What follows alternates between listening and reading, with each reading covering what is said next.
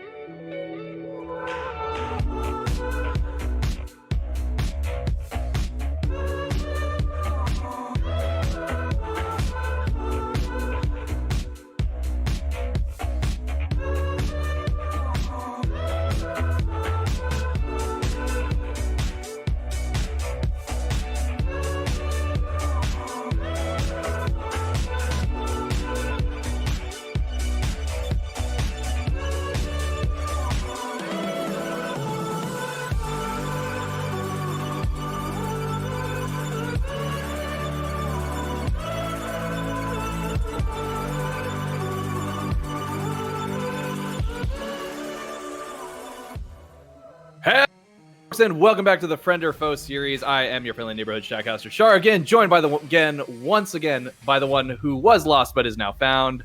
How are you doing today, Found? You ready to get this game going? Because I am excited for this one. Yeah, absolutely. I cannot be any more excited for these games. The champ Antunes is returning on his new team Terracotta, and they've been on a tear recently. This is a battle of our two top teams right now, and frankly, I cannot wait to see who's going to be the one who takes it.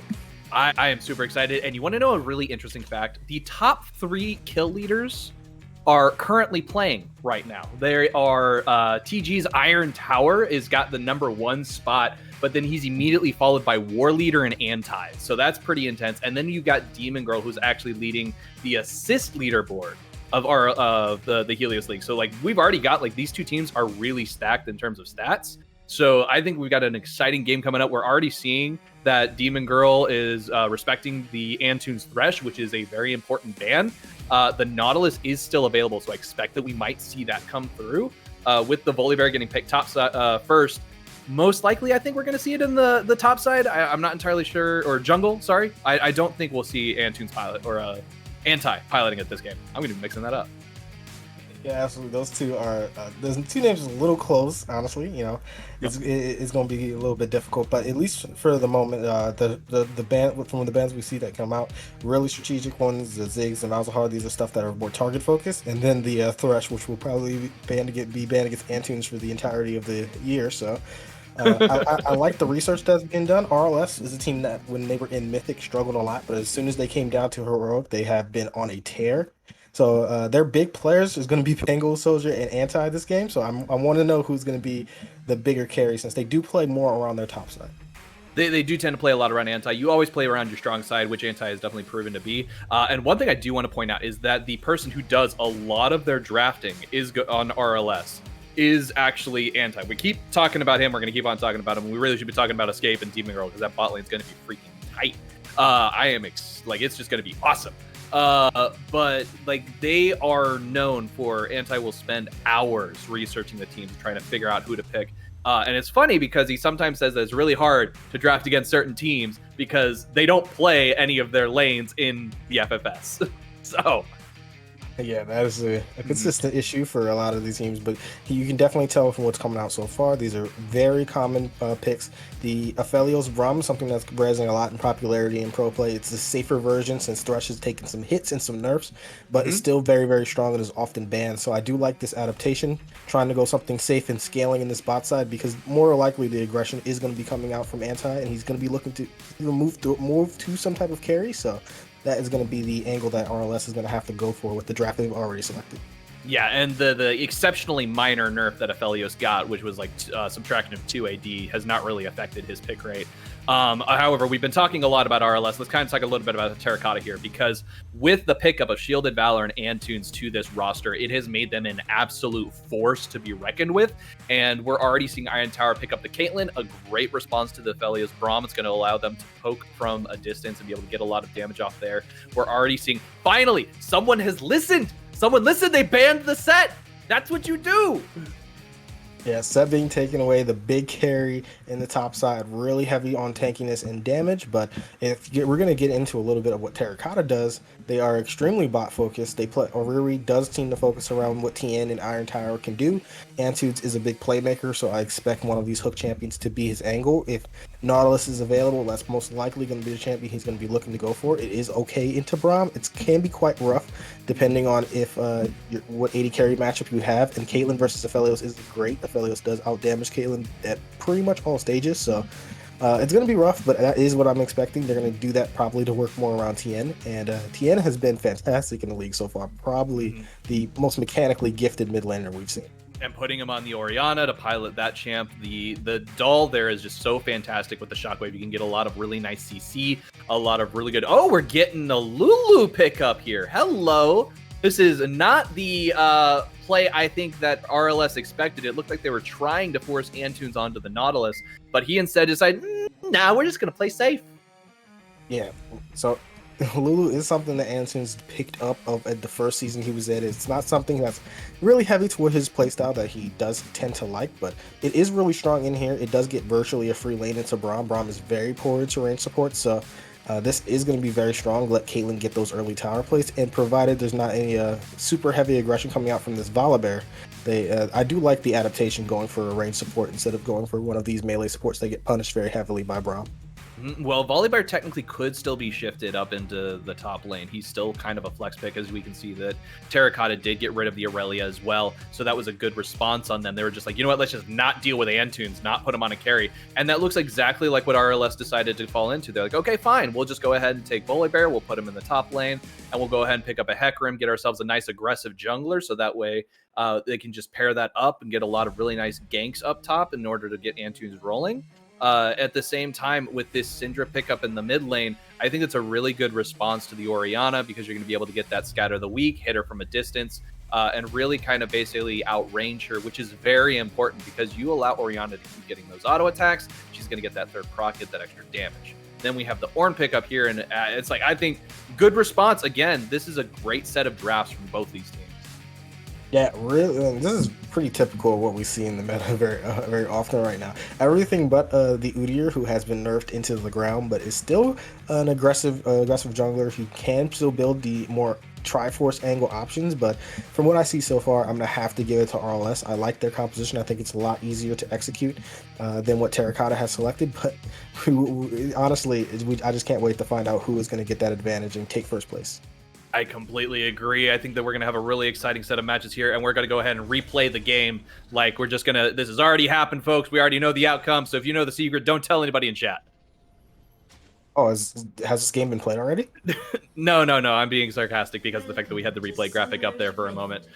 Okay. But with that, let's go ahead and hop right into this. You know, I like that what we're seeing right here. Both teams respecting each other, giving each other the 5-man fan. I expect both these teams to play very, very safe until each of those lanes start hitting their power spikes. The Helios bot lane, I think, is at this point, because it's going to be up against a Caitlyn Lulu, kind of going to be tricky. We're going to be waiting for that Hecarim gank to really see it pop off.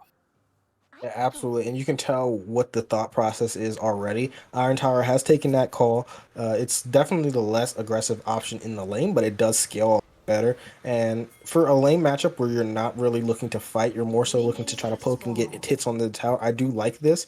It is less sustained though, so he could easily be punished if he's taking some bad trades and if Helios does get some free autos onto him. If he actually manages to hit that long-range sniper Q, then he will definitely be able to get some good autos off in order to really start chunking her down. But at the same time, I think Iron Tower has proven that they know how to play these lanes very, very safely.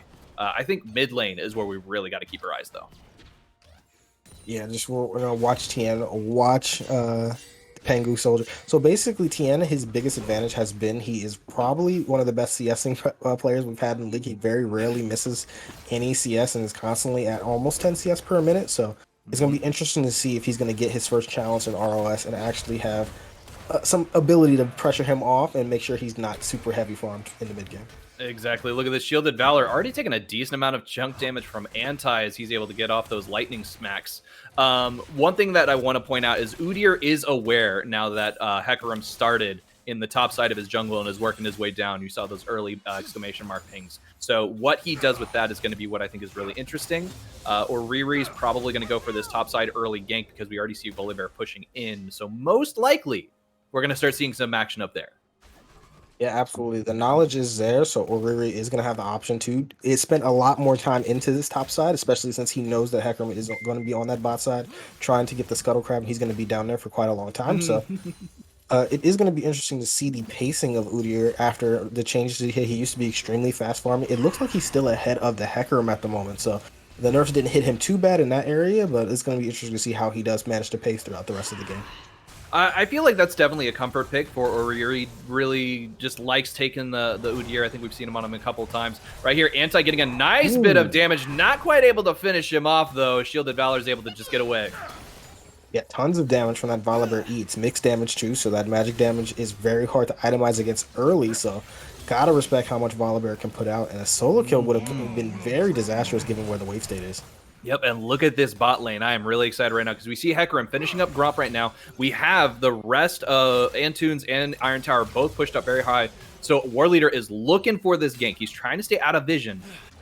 looping around. Looks like he might be able to catch the Lulu at the very least. Not quite. Lulu able to slow him away. Yeah, absolutely. Honestly, I think they could have committed a little bit heavier on that gank. Polymorph was used, so Hecarim cannot be polyed out of his E. But honestly, this is not that bad of a spot for Escape and Demon Girl. They are having the opportunity to farm quite evenly, not getting poked out too heavily. So I think that gank did do a lot in getting the pressure off this Helios and Braum. Yep, does get them a little bit of Helios, so we can see that Caitlyn is already a quarter way through with that cull. Not too bad of a position to be at 4 minutes in.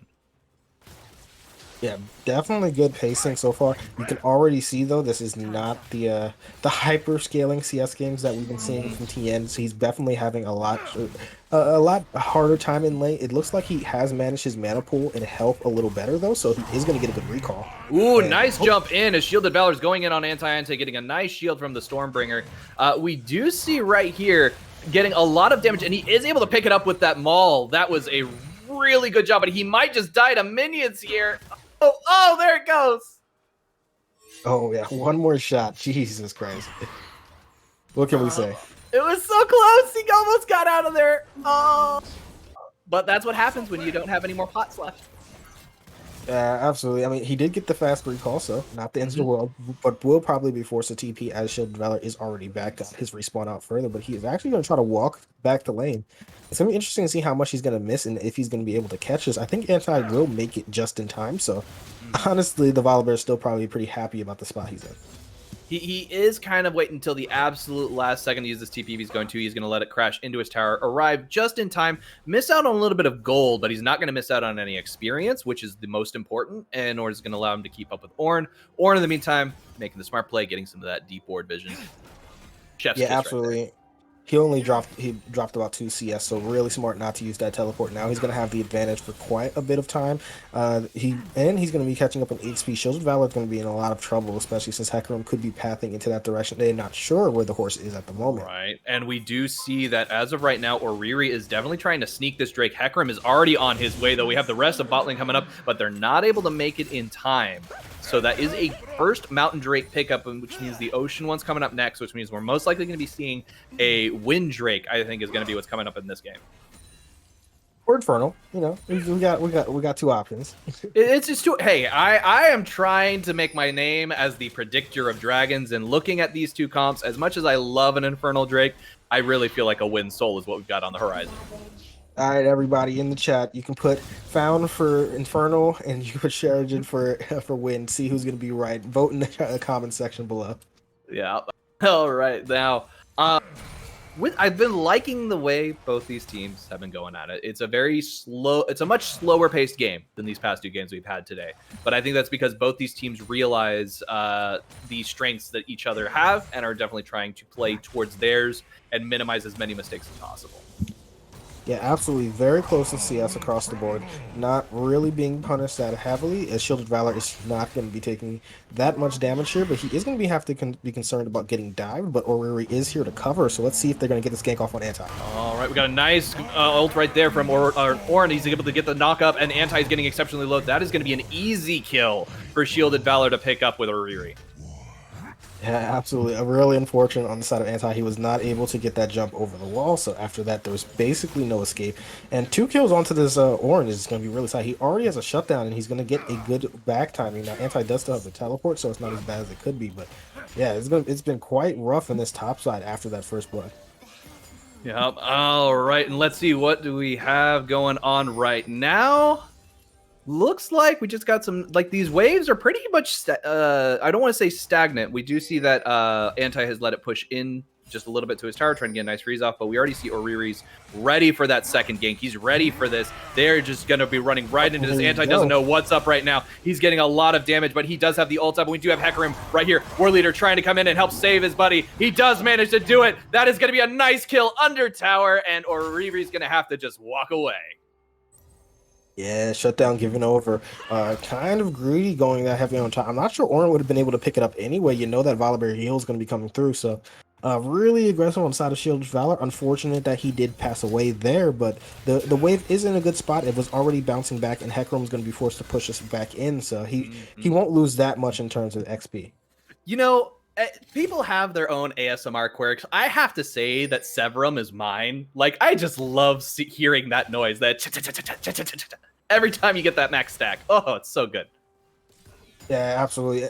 Honestly, FLS is probably one of the most interesting champions to watch. He's definitely been one of Riot's weird examples of how they can do an 80 carry wrong and right at the same time. Especially now that the changes of his best guns used to be red-white, and now it's probably green-white, where that's when that every time you see the 200 years where someone's dying across the map, it's usually green-white. So just way too many options on this champion. So many different options. That's the thing that I love about him. So we're looking at this lane setup right now. We do see that they TG has been pinging the Rift Herald, so they're looking to get themselves a Rift Herald play. Smart move considering Dragon's not up for another minute and a half. I don't know if they're going to be able to get it before we see RLS move in on this Ocean Drake, though, because that would be really useful for them. Yeah, absolutely. And yeah, I just want to give credit to Escape and Demon Girl for how they've managed to play this lane. They did not give over any plates yet in a matchup. I'm loving this right here. It's such a good fight. They're stealing that blue buff out of the jungle. Braum just blocking everything. Oh, it's so good. But right here we have Oriri jumping in on Pengu. So Pengu having a flash away, able to get away by that. Scatter the weak means you're just too weak. Yeah, Pengu Soldier is going to make it out. He's going to be, honestly, in a decent position, keeping up quite well at CS, only 10 behind at the moment before they coming in. Yeah, and as we look at the way these wave states are set up, again, so we did see that Iron Tower was forced away from the wave, so we had to kind of turn around, which is going to allow Helios a little bit of time to get some extra CS. They are essentially even, though.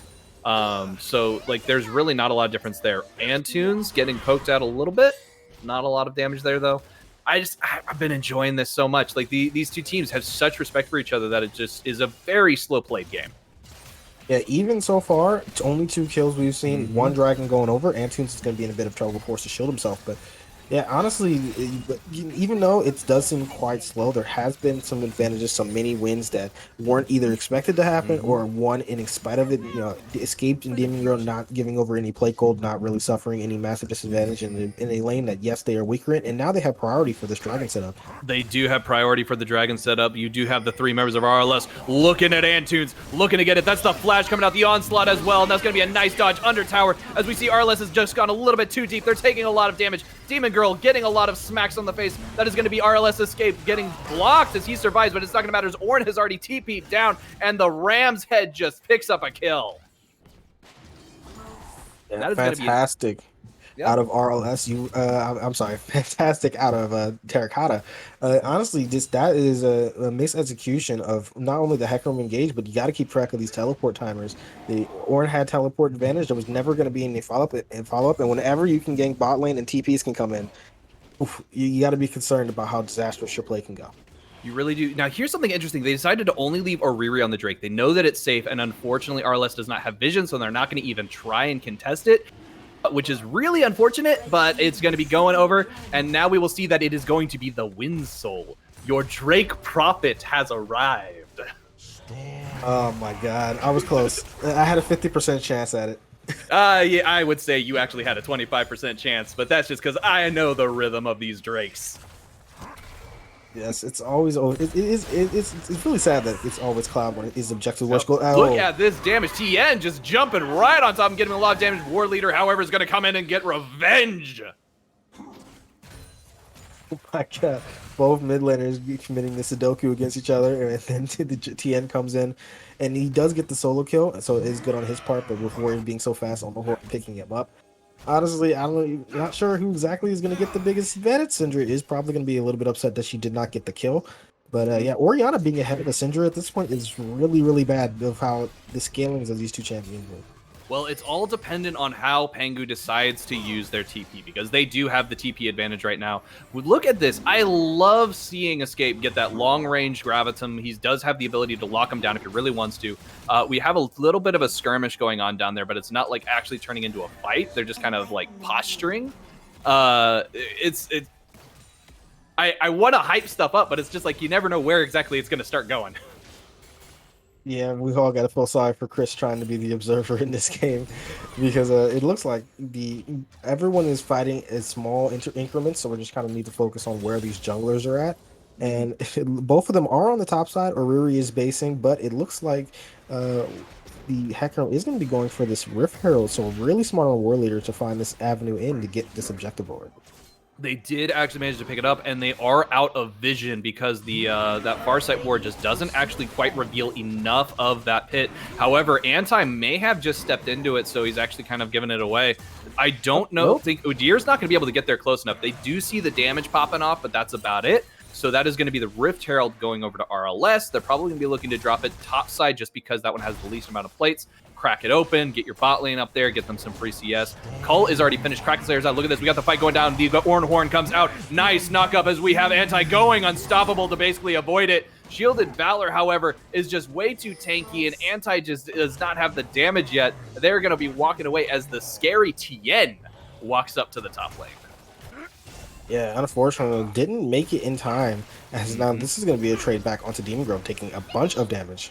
Yeah, but that is what a Braum does. Braum is there to be your wall and soak up for all the damage for you. It is a lot more than they probably expected, though, and they are getting exceptionally low. Look at that, snipes out, and that's going to be a lot of damage. The Guardian procs, that shield. Oh, so good. Good block right there. Stepping on the trap, but the wall is up, so that's not going to matter. There we go. Rift Herald dropped in the top lane. That is going to be the first tower going down over to blue team as RLS manages to pick this up. That is going to allow them to relieve a lot of pressure.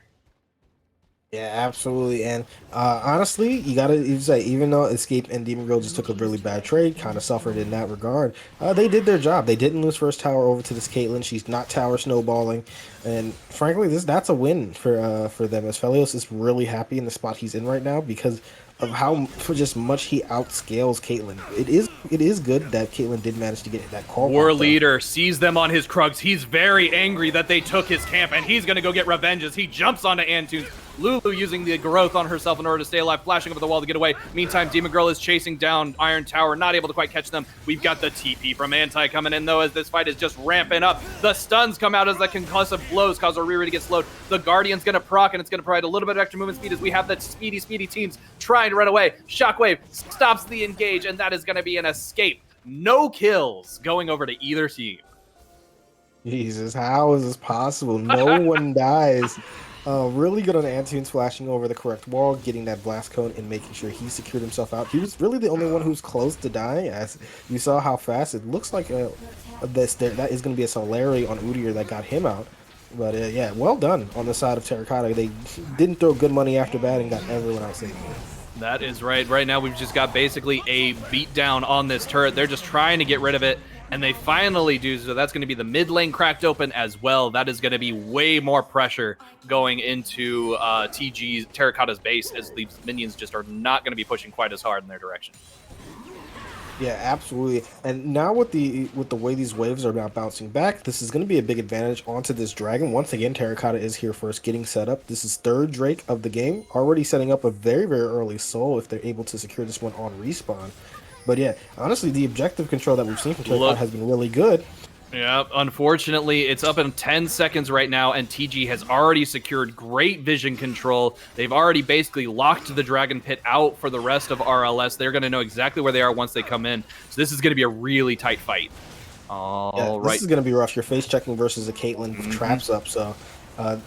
honestly, they're lucky. Break has been started. Horn is out. Here we go. We have the Orn getting blocked by the wall. Shockwave, however, is going to catch out two members of RLS, but it's not going to matter. Anti's going to jump in on the back line. The Lord is just not able to do enough damage, though. We have War Leader on the back, ripping them to shreds. His onslaught is monstrous. In the meantime, we have Pengu Soul peppering them with auto attacks, but it's not going to be enough. As right there, we have the block by Pengu Soul, a little unnecessary, taking more damage. Then we have the rest of Terracotta just forcing the Restless Leg Syndrome away from the Drake as they win this fight.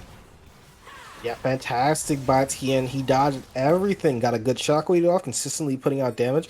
Honestly, that is we got this fight kind of chasing a little bit more, trying to get this Demon Girl locked down. Good job, Tien, to pick up that extra kill. In the meantime, Syndra, in the meanwhile, somehow actually stole that Drake. Yeah, the QE did pick it up, too much damage. And even though it looks like we're going to go to a replay, see how exactly this occurred, this is definitely just a QE. This is going to be really, really, really smartly played. We have the ball dropped. It doesn't even need to scatter the weak as it's too weak and falls to that. Ah, beautiful. Yeah, 72 HP on that, and even though he will be finding his grave, more than likely, they should give this to the Oriana. Maybe not. Let's see what kind of juke sticks they're able to use. Dead. Not the good ones. Yeah, there was no way he was making it out on that one, but I mean, he stole the Drake, did prevent, that gives another 5-minute reprieve of where this Dragon Soul pushes it back quite heavily. And honestly, at this game, whenever there's a Cloud Soul is not the best on this composition. It doesn't really give you that much, but you're trying to just push back in that Elder. And the later Elder is, the more chance you have to fight, have a chance to have a good fight for it. So really well done on Pengu Soul, picking up that Dragon and preventing his team from being in a really disadvantageous position. Ah, but you're forgetting one very particular thing about this Windrake, and that is going to be the movement speed on a Hecarim. You don't want to see that. You don't want to see that speedy horse coming out from the Fog of War and just instantly wrecking your face. Yeah, absolutely. That is going to be what he's looking to do, but unfortunately for Sheridan, who wants to see the Hecarim one-shot, that is probably going to be unlikely, because if you take a look at the Hecarim's build, he's not collected up any AD, and Riot did a lot of heavy work nerfing the tank version of Hecarim, so he's probably just going to be a fear about this game. Playing. We'll see. Yeah. We'll see. He was doing a lot of work on that back line in that last fight, so... with that though, that is going to, so with that first Drake, you do also have to keep in mind that you're going to have the ultimate cooldown if they manage to actually pick up the Wind Soul. So that's going to be we're going to be seeing a lot more unleashed power from Syndra, which is just going to allow her to basically jump onto the Caitlyn. Look at that nice shockwave coming out as we got a 3v2 going on in the mid lane. RLS Escape getting a nice grab at him as he locks them down. Look at that scatter of the weak, stunning 2 members of Terracotta. The huge onslaught coming out, lots of damage on the backline. That is just going to be them getting ripped to shreds as their legs fall asleep, and the rest of RLS come in here trying to get rid of these tanks, and there is just nowhere for them to go, and that is RLS picking up a nice set of kills for themselves and some really good midway pressure. Absolutely, 3 kills in front of Baron with the spawn up. That could easily be them starting objective, but they don't have it might not be over yet. Shielded Valor getting a little bit crazy, jumping out in the middle of all that, kind of just baiting himself, as that is another kill going over to RLS. And once again, Tien is going to be the only one alive, trying to do his best to survive. Oh, that stun could have easily been his death. If that happens, then he's definitely Baron. But that is a bunch of gold picked up on this side of RLS. They consistently have been managing to find these picks and really punishing the over-aggression that we've been seeing from Terracotta. Like, Terracotta has done a fantastic job of just playing the meta game. They've done a really good job of playing their macro correctly and really being able to pull things off. But I think you were right. They had the more difficult comp to execute. RLS is very much the in-your-face team fighty comp that just wants to kind of run you over, and that is exactly what they're doing right now. Even though they're behind in kills, they've got the gold lead, which is what we've been seeing happen a lot lately. They've been farming a lot better, getting some more smarter objectives, and it's just been working out way more in their favor. Yeah, absolutely, but lucky for the side of Terracotta, they still have that timer onto RLS. They will outscale quite heavily given the Ornn items and how much damage Caitlyn can put out. If she's getting those big crits, she has gone the Kraken Slayer route, so instead of getting that mobility from the Gale Force, she's focusing more on the extra damage, and Caitlyn with Kraken Slayer can do an immaculate amount of damage if she's free hitting, so that's really going to be on to War Leader to find Caitlyn and get her feared into his team, the majority of his team fights, because if Caitlyn's allowed the free hit, could be a big problem. It could definitely end up being an issue. You've got some great engages, though, on RLS with the Syndra as well. Just being able, if she can get that flank off, just unleash the power, everything on top of Caitlyn before they even have a chance to move. That's, like, you can't do damage if you're dead. Yeah, the gray screen is the best CC. The gray screen is definitely the best CC. So as we see right now, 50 seconds onto this Cloud Dragon, this is going to be the third. If Terracotta does manage to pick it up, they're going to try to get the mid priority available. And frankly, they're getting shoved in quite heavily now, so it's going to be a lot more difficult to maintain this pressure. And it looks like they're kind of all over the place of where they're looking to put their wards. Well, Hecarim knows that Anti was up in the top lane, having some issues with that Ornn. And then right here, this is why you do not leave your mid lane alone. You almost see Caitlyn get completely popped. The wild growth keeping her alive. That is going to allow them to be able to continue pressuring this Drake. But in the meantime, it did allow Anti and War Leader time to come back to this mid lane.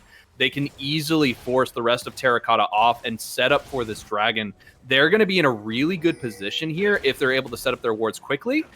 Demon Girl trying to clear this extra vision on the backside. Tien hiding in the wings, not seen. They don't know that she's there yet. Flash, though, from Anti to avoid the shockwave. Lots of damage coming out. The stun comes off. Tien has the flash over the wall, stay alive. Ornhorn comes out, but it's not going to get anybody except for the Braum. Nice knock up by the Glacial Fissure as well. Look at this. We have a lot of damage, but it's basically just a tank fight as we have Iron Tower in the backline just trying to pepper them off. We have a Helios as well, trying to get some shots in. Escape doing what they can. Syndra getting a nice hit by the ball, but neither of these teams are really going down. Look at that scatter of the week hitting 3 members of Terracotta. They are really low and probably can't contest this Drake. So that's going to mean that the only one who goes down is War Leader during that fight, but it's not going to matter because the smite advantage is not in Terracotta's favor. Well done on the side of Pengu, so putting out so much damage onto that backline. He basically 1v5 zoned that team fight, so fantastic play on the Syndra. The Tien was unable to find a good shockwave, only got the Braum, and that's not going to be enough to really contribute to the win, then forced to flash out. So this game is really coming down to see which mid laner is going to play these team fights better. It has all been about positioning. Tien revealed themselves just a little bit early, and the rest of RLS are like, Orianna, kill it! And jumped right on top of them. So I do think just now we saw anti-TP in there. I think it was a little bit of an overzealous play. May have thought that maybe they were going to push for mid-wave. But at that time, Terracotta had already backed, gotten their health back, and so they were ready to push that wave back out. He is able to get a little bit of extra CS, but that is going to be TP advantage for Shielded Valor here for the next 5 minutes. Yeah, absolutely. And while the setup is going to be around this Baron for a little bit, for the next couple of minutes, I do expect it to be a little bit of a lull state. So during this period, we can go talk about what's new in the game right now. Vex is coming into the game pretty soon. Have you gotten to see anything about her? Are you hyped for her? Are you not hyped for her? I can already tell you right now, there's one player in this game who has voiced their concerns to me about Vex, and that is the Irelia main Anti. We keep talking about this guy. I'm really sorry, Shielded Valor. It's unfortunate, but he's just kind of overshadowing you here just a little bit.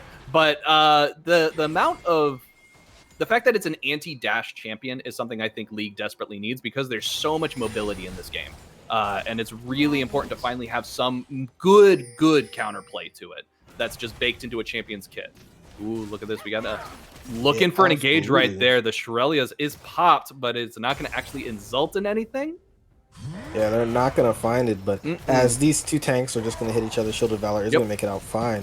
Got herself a cool little fight. Absolutely. When it comes to Vex, it is kind of weird that Riot is doing another reset champion after the fiasco Viego caused, so clearly they are not doing a great job of learning their lesson that resets aren't fun to play against. But her ultimate is very interactive. It's weird. It's kind of like Caitlyn W mixed in with like extra power. It's actually more like a Lee Sin Q that has a reset. It's a Lee Sin Q with a reset. You get a kill, it resets, and you can jump again. Well, like 1200 range, isn't it? That's why it's on the ultimate. Also, I believe her shield has like look the at biggest. This. This is a really smart play by Terracotta. They are going to get kind of sussed out by this vision ward, or this ward clearing by Antunes, but it doesn't look anything suspicious. We do have Anti checking it out, but he's not going to make it in time to really do anything about it, I don't think. Oh, he brings down the Storm Call. Oh, but he doesn't quite manage to get it. Oh, it was so close. Oh, yeah. Red team picking up that Baron. That was really, really sneaky deaky. Yeah, absolutely insanely close and really smart on Antunes, just not giving away the play, just warding as if he's just randomly clearing. And honestly, this is a sneak of the Baron. We haven't seen this a lot in this league so far with people sneaking these Barons, and this play is always effective if you can manage to get it off safely. So well done for Terracotta picking up a free objective and now getting a big opportunity to open up these outer towers. This Baron is going to be huge. They are in a great position right now with both these teams being as tanky as they are with some very powerful backline damagers. It's just going to be really, really easy for them to siege these turrets down without even having to really engage on it. Yeah, absolutely. Now, the 4-man stack is going to be in the mid lane so far. That's going to be the Ornn who's going to be in the bot lane trying to break these towers. It's going to be really interesting. They do need to try to get Iron Tower as close as possible so he can get a good trap line set up to make this siege very difficult to counteract. But honestly, against a Hacker Room, it's probably better to use these traps on the sides to prevent any flanks. Getting nice vision over the wall, allowing Iron Tower to get some nice shots over it. The shields that are available for Iron Tower, keeping them alive is just devastating. They have to send Anti down to the bot lane to deal with Shielded Valor just because that Ornn push is going to be so devastating. That's going to allow Ornn to now rotate up to the mid lane. We have the Ornn Horn ready to go, and so it could be really, really intense depending on how this next couple of seconds play out. Pangu absorbing that shot, allowing escape, choosing not to block it because he's the one who's going to be dealing the most damage here. But that is going to be I'm not sure if that's correct because Escape does have lifesteal. No, look at that. We've got a nice shockwave getting 2 members of RLS. We have the Braum jumping in, trying to get them to stand behind him. Escape is doing what they can to block, but they are not quite able to do it. The TP from Syndra is available now. Nice scatter the weak, getting Antunes locked down. That is going to be Antunes getting destroyed right there. We have Anti being the frontline tank. Jumps in, Stormbringer, bring in the hurt. We have the Ornn Horn coming out, but it's going to get blocked as we have Braum just standing there, hitting all those shots. In the meantime, Iron Tower's been in the backline, just getting all these peppered snipes off. There is nothing that they can do. Look at this damage. Helios is Shielded Valor going under tower, getting Gravitum locked in. That is Escape picking up a kill as Shielded Valor just basically just kind of killed himself yet again. Yeah, went a little too ham on that. Iron Tower was not willing to follow up because he had been tanking. So the play was a little disjointed, didn't go exactly the way Terracotta wanted, but they did get the tower, gave up a lot of kills on the back end though. And unfortunately, they will be able to get this dragon most likely, but teleports are available, so they're going to need to be concerned about Anti-teleporting in on his respawn if they don't start very, very soon.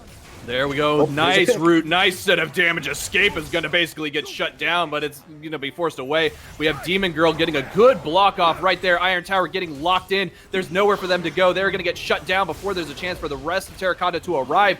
Look at this great disengage. RLS Escape has already healed up off of the rafters. Shockwave coming out, getting the 2 tanks locked down. Demon Girl getting the stand behind me block. Glacial Fissure coming out, going to be just a little short as TN is going to be able to boost themselves away.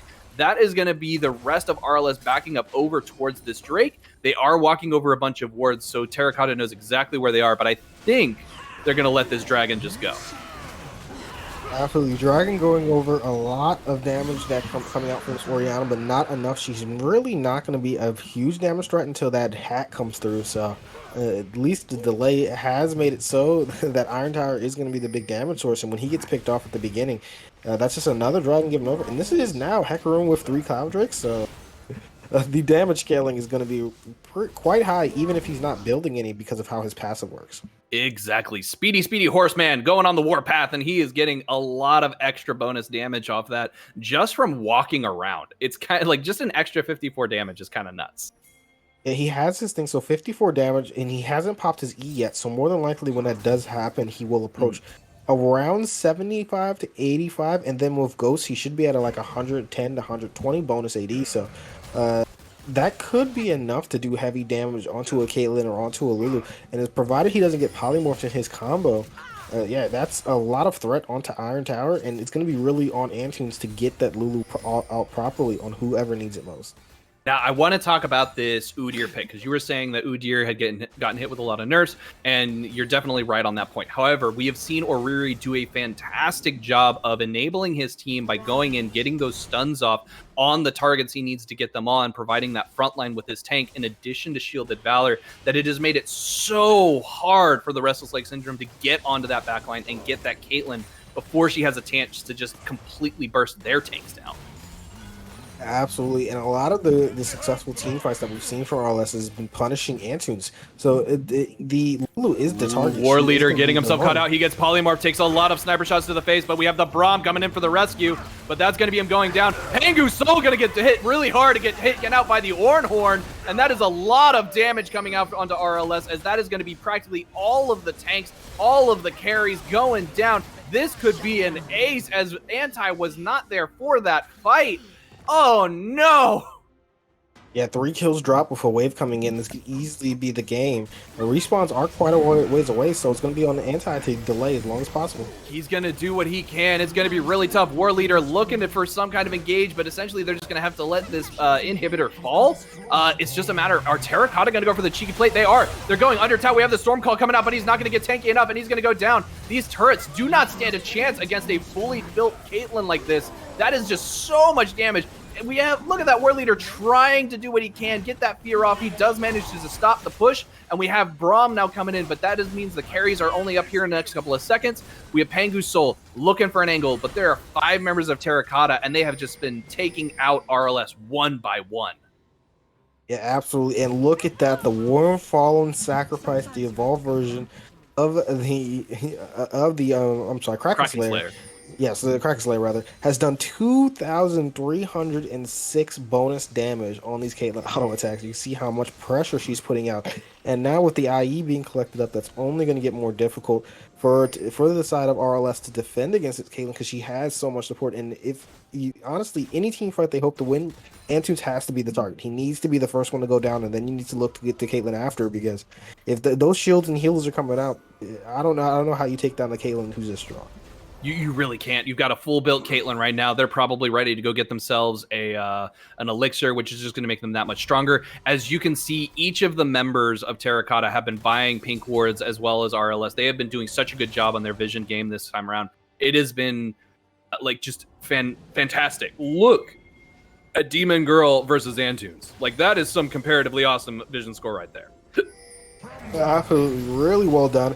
And look at Tien. He has his hat collected up. This is a high damage Orianna now with massive shield that's going to be provided onto either Iron Tower or the front line. So this next fight is going to be really important. I don't think you can give this Baron over.